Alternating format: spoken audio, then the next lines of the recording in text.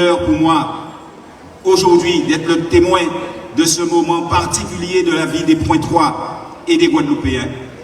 Cette virgule dans le temps, cet instant suspendu où notre patrimoine, notre histoire, notre gastronomie, notre art de vivre et nos valeurs fondamentales sont célébrés.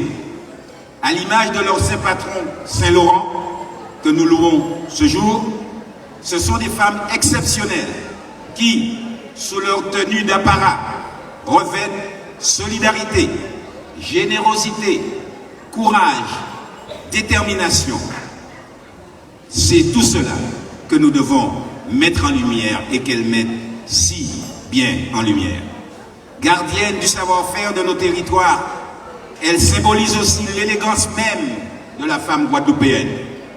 À travers leurs costumes, leurs coiffes, les tissus madras et bijoux créoles qu'elles portent avec distinction et prestance, elles feront et elles ont fait à nouveau dans les rues de Pointe-à-Pitre.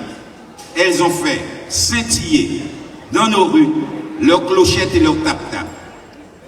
Non seulement elles ont ravi nos yeux, elles ont toujours su émerveiller nos papilles et nos sens grâce à leurs petits plats aux saveurs exquises dont elles ont seules l'ingrédient secret qui en exalte le goût.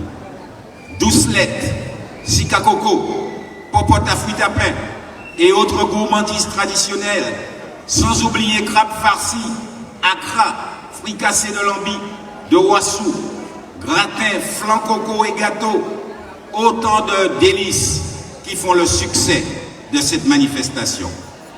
Leur rôle de passeuse de mémoire a toujours été alimenté par leur volonté tenace de préserver et de transmettre aux plus jeunes cet héritage de la culture culinaire et vestimentaire de notre bel archipel.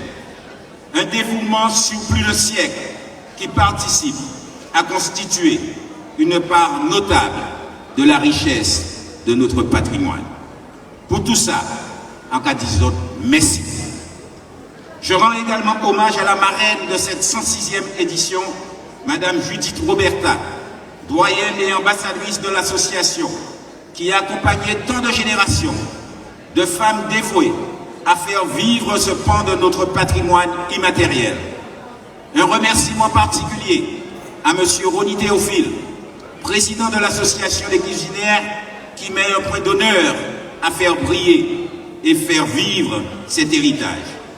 Je tiens à féliciter tous ceux, toutes celles et tous ceux qui, de près ou de loin, ont participé à l'organisation de cette belle manifestation et ces festivités. Ces autres qui qu'a fait pays en nous avancer.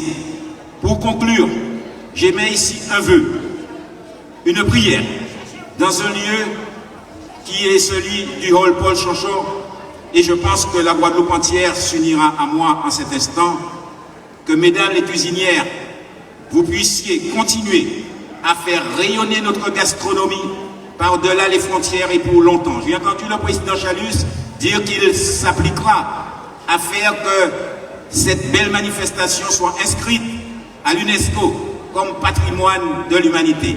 Alors moi aussi, je voudrais qu'un jour, qu'on puisse non pas dire seulement la fête des cuisinières, mais qu'elle nous dise aussi la fête des cuisinières et des cuisiniers, parce que c'est aussi enfermer les femmes dans une sorte d'exclusivité de la cuisine, alors qu'aujourd'hui on sait que hommes et femmes s'attellent à préserver ce patrimoine culinaire de notre pays.